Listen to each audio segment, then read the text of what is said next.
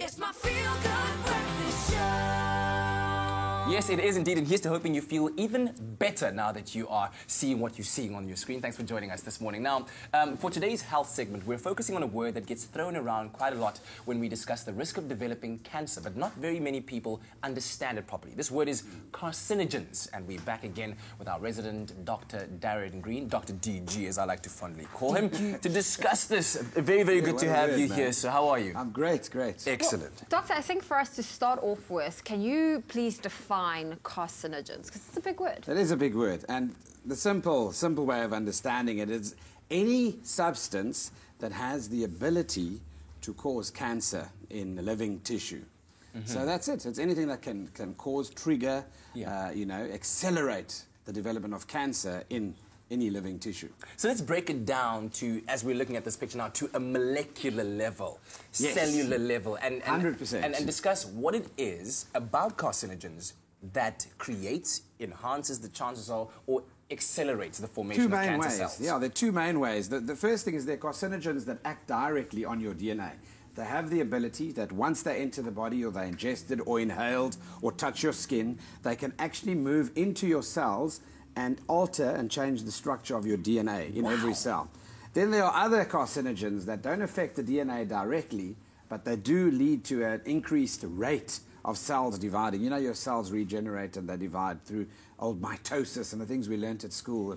Well, those that did biology anyway. But mitosis and cell division, and the rate that cells are produced becomes uncontrolled, and that's where your risk of developing abnormal cells is then increased. So carcinogens generally work on those two principles. Wow. Well, you mentioned earlier, people consume it. What are some of the common carcinogens that, people consume? Yeah, so through lifestyle, the big things are that have now been proven associated with an increased risk of developing cancer are acetaldehyde, which is part of alcohol metabolism, smoking and tobacco, which is a well-known one in the association with a host of cancers, ranging from throat and oral cancers all the way through to lung cancer, which is by far the one that enjoyed the most attention. But now we've seen that smoking even increases your risk of breast cancer. That is an asbestos roof. That's another example, an asbestos roof. Okay. People aren't aware of ingesting or inhaling large amounts of fine particles of asbestos, increasing your risk of developing cancer as well. People that work in asbestos mines, for example, the link's been proven developing lung cancers and specifically lung tumors that are a certain type of pathology. So that's an example. In the air that we inhale, there are other elements like radon and stuff like that. In the toothpaste you use, there's some stuff. In the hair products and the makeup you use, there are carcinogens, and people aren't aware of them. So it's good to educate yourself to minimize your risk of exposing yourself to things that can alter the cell division and growth and change their structure. But I have to ask, you have to brush your teeth, so which toothpaste or what ingredient in your toothpaste do you have to avoid? Yeah, so I mean, fluoride's the big thing that we all need in our teeth to keep them obviously white and to ensure that the microstructure is good. But part of your diet, the calcium also is quite important. So there are certain substances that are byproducts of those that are used as preservatives and colorants that you need to be aware of as well. I was about to ask that because, I mean, I'm sure there's a whole host of people that just simultaneously spat out their toothpaste as you said that at home. But I'm figuring that there is some kind of law that protects the consumer from the dangers of these carcinogens, that, like you said, there's other ingredients in the substance itself that counteract the carcinogenic effect. Well, to a point. I mean, those carcinogens are there in minute quantities, so it would depend. So the things that influence carcinogenic activity would be your length of duration of exposure to these things and the volume. How much of it are you actually consuming or getting into your body, and how much of it is being absorbed? And everyone's profile and genetics is different in terms of absorbing those carcinogens and your response to them. Yeah. See, so you shouldn't shampoo your hair every day. Don't. Dry shampoo. But listen, you make all this stuff sound so interesting. I wish you were my biology teacher. I would have taken biology in school if you were. We're going to come back again to Dr. Darren Green and discuss the carcinogenic properties of smoking and talk about free radicals, which is also another word that's thrown around when it comes to the development of cancer. But in the meantime, let's go over to you and one of my favorite people, Bon Bizzle. It's my feel-good breakfast show. Well, we are back with the good doctor as we continue our conversation this morning around carcinogens. Now, doctor, correct me if I'm wrong, but carcinogens has the possibility to develop cancer? Yes, to trigger it and trigger it. obviously to wake up the abnormal cell division that leads to cancer. Yes, Okay. indeed. So then, what is? Let's talk about cigarette smoke, because I guess that's the most common one, and as you alluded to earlier on, Most it leads to spoken about, yeah. the most spoken about too. So, what is carcinogenic about cigarette smoke? Well, if you look at a cigarette, obviously you've got that little spongy part of the cigarette at the top. The bud. The bud, yes, the one that we throw out the window that So I you're very hate, well that versed people in throw out these of the terms. windows. Correct. The bud, and it's certainly not your buddy because it leads obviously to the burning effects around the paper. So you have combustion, obviously, of the other preparations in cigarettes from the paper, obviously to tar as well, which is included in the cigarette, and then obviously the tobacco, which has nicotine in it as well. So there are quite a few substances in a cigarette that are involved with causing bodily harm. The issue is people then quote, "But I've been smoking for 40 years and I don't have cancer." And that's often the line that Because people you're use. lucky. And they are really in the minority. You see, everyone's genetic makeup in response to a carcinogen differs. Your ability to absorb and metabolize these things that you are exposed to every day in the environment and in your food preparation varies. And in your family, there'll be certain cancers that are genetic, that are expressed from generation to generation, that increase your risk. And in some generations, obviously, you'll find that they are more likely to respond to these carcinogens and develop the sequelae of that. Very interesting. Now, doctor, for me, I find it very difficult when you step out of the building and people smoke right there. Or restaurants, yeah. But even restaurants. So what is the medical take on secondhand smoke? It's quite devastating, and people don't realize your risk, obviously, of developing cancers by inhaling secondary smoke is also high. It's not as high as being the primary smoker, but certainly the risk is also there. So children, for example, that have lived with people for 20 years that smoke continuously in their home are much higher at risk than developing cancer than people that aren't. Yeah. What about something that a lot of people don't talk about or know about, but another health risk associated with smoking, but third-hand or tertiary Yes, smoking? What is many that? people haven't even heard of tertiary smoking. And, Yeah. and that means that the residue, when you smoke in the air, obviously those particles of what you're smoking land on the surfaces. Your curtains become coated in a layer of things that then are on the kitchen tops, on your couch handles. And what happens then is you actually ingest it with your food. So you're having then exposure to carcinogens via the gut and via inhalation, which obviously then just adds flavor to your risk. Very Wow. interesting. Wow. Have they been able to prove whether e-cigarettes have any carcinogenic There's a lot of work being done on that at the moment. The definitives are obviously understanding. Some of the better things about e-cigarettes are that you can control your nicotine content in terms of the concentration in the oils that you're using when you vape. But in terms of the long-term effects on the lung and structural damage of the lung, unfortunately there are effects to using e-cigarettes as well as the oka pipe. All of those still dangerous. Okay, so still clearly a lot for us to understand. And when we come back, I want to ask Dr. Darren Green about my copious amounts of rooibos that I've been drinking these days, all to get rid of what they call free radicals and how these considered, or of course, affect the development of cancer potentially. We'll be back with Dr. Darren Green very shortly. Stick with us. It's my feel-good breakfast show. Welcome back to your Feel Good Breakfast Show on this Tuesday morning. We're hanging out with Dr. Darren Green and we're talking about carcinogens and all the kinds of dangers of developing cancers. And one of them is having free radicals in your body. I guess we do have them, but let's first start off there. What exactly are these free radicals? They are. They look like a Bubbles. fireworks display. Tiny bubbles.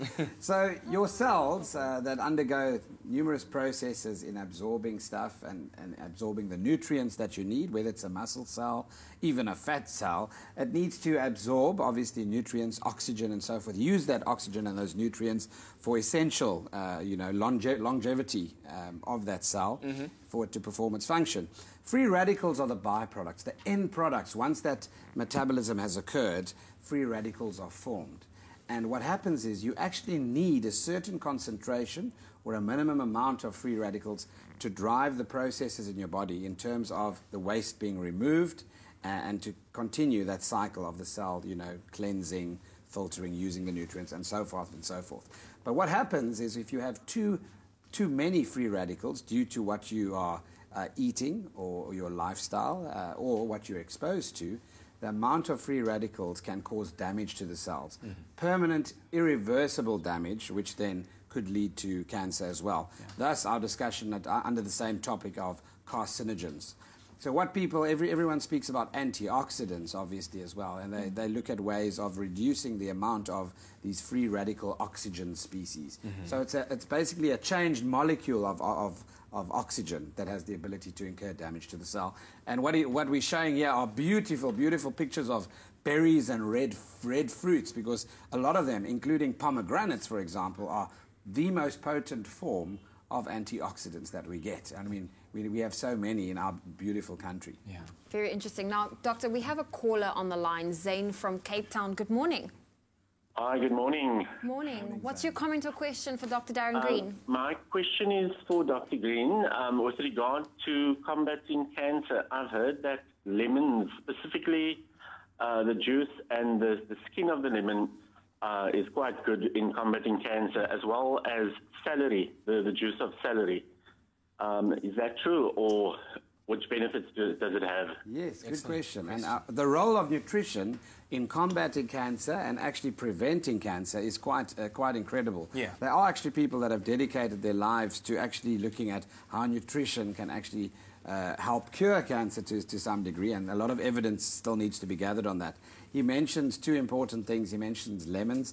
Lemons have the ability to change the pH of your body and your tissue, for example, changing it from acid to alkali, etc. So that's where, obviously, you don't facilitate the growth of certain abnormal cells. That's the one thing. The second thing is what you asked about earlier, was celery, and also lemons having antioxidants. Vitamin C, yes, which we know is in a lot of citrus food, is one of the most potent antioxidants, and that's why we obviously like the health benefits of those. Yeah. Can we touch on antioxidants? Because I discovered the other day that there are different kinds of antioxidants. Yes. And those have different benefits. The ones you get from the tea are not the same you get in the lemon, and so on and so forth. So what kind of antioxidants should we be looking to consume a lot of? So if you look at the gut and the absorption of the different subdivisions of food, antioxidants in the form of rooibos tea, for example. Brilliant tea, because it doesn't have caffeine in it for those that are sensitive to the effects of palpitations and anxiety and so forth. They should be on decaffeinated tea or coffee.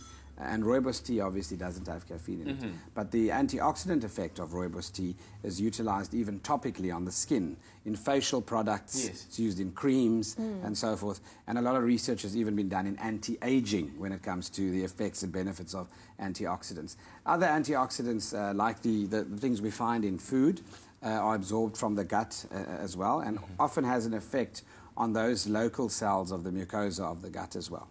Very, very interesting. Well, don't go anywhere. We're still going to be back with the doctor for one more talk around carcinogens. So if you've got a comment or a question, feel free to give us a call. Those lines are open. It's 021 430 9881. It's my feel good breakfast show. All right, listen, we're back again with Dr. Darren Green. Zoe and he having a chat about some... Fit Night Out. Fit Night Out, don't know what that is. But the discussion at hand right now is that of carcinogens and these cancer-causing cells in the body or substances. So is it possible to completely avoid carcinogens so that, you know, your risk of cancer where it's related to them is completely cancelled out? No. No. Oh, man. You can't avoid it. You can't live on Mount no carcinogen. I mean, we live in a polluted society. You're sharing the air with factories. You're sharing carpets that you can afford. Yeah, detergents in your home. And, you know, a lot of it is the lifestyle-related stuff, certainly, where you have an active grip on what you can do in terms of your smoking exposure, your alcohol exposure, and actually even sedentary lifestyle is a risk. It's a carcinogen. So not exercising puts you at risk for developing cancer as well. Sure. Well, Doctor, we have another caller on the line. We have Iona from Cape Town. Good morning. Good morning, Dr. Darren. I'd like to ask a question about the carcinogens. I once shared a holiday house for a week with a scientist, and one of the things she mentioned was the carcinogens in the plastic bottles.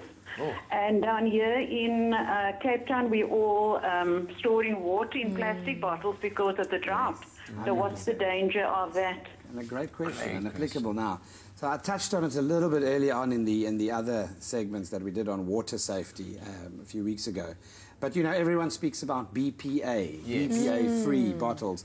So these plastic bottles have a certain amount of times they can be used before the plastic itself starts disintegrating. What accelerates your risk of developing, obviously, the health destruction or disadvantages of this is sunlight exposure to that plastic, temperature exposure in terms of how it's stored and transported as well, and then obviously the time. People have studied, for example, putting water in a plastic bottle for 5 years. What happens to the water? How much of the plastic disintegrates? Then they measure the levels.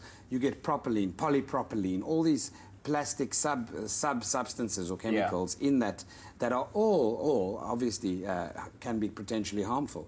So what you need to do is actually speak to your supplier about the grading of the plastic. So you can look at the plastic. Some are safe for food grade and others aren't.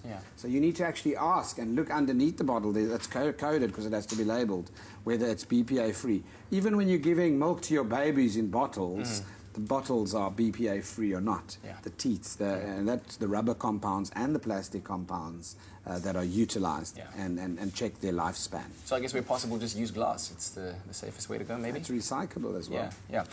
Where genetics are involved and you are predisposed to certain kinds of cancers, would you advise that somebody go and take a test to find out what your genetics say about your exposure or possible development of cancer so that you know what to avoid? Contentious question, because some people want to know whether in their family they have a breast cancer gene. That could help with things, for example, like whether I can consider taking an oral contraceptive. But the risk of taking oral contraceptives that contain estrogen can accelerate your risk of breast cancer, for example. So in that case, it certainly can help. With others, certainly some people, if it's not going to change how you live your life, then don't take the test. If you're not willing to go and to do the work after finding out that you do have the gene, what are you going to do? We're in a society where the ethics of genetic manipulation in medicine is becoming quite a big thing. If you know that you have the gene, are you going to continue obviously having children and the expression of that? Would it lead you to changing the genetics of your unborn children in terms of preconception? So the future is very, very exciting and interesting, but certainly ethical dilemmas are part of that as well. Okay. Well, Dr. Very interesting chat this morning. Thank you so much for joining us, Dr. Darren Green. Thank you. Informing us all about carcinogens and a very, very interesting one. So I didn't know, toothpaste. Class was certainly in session today.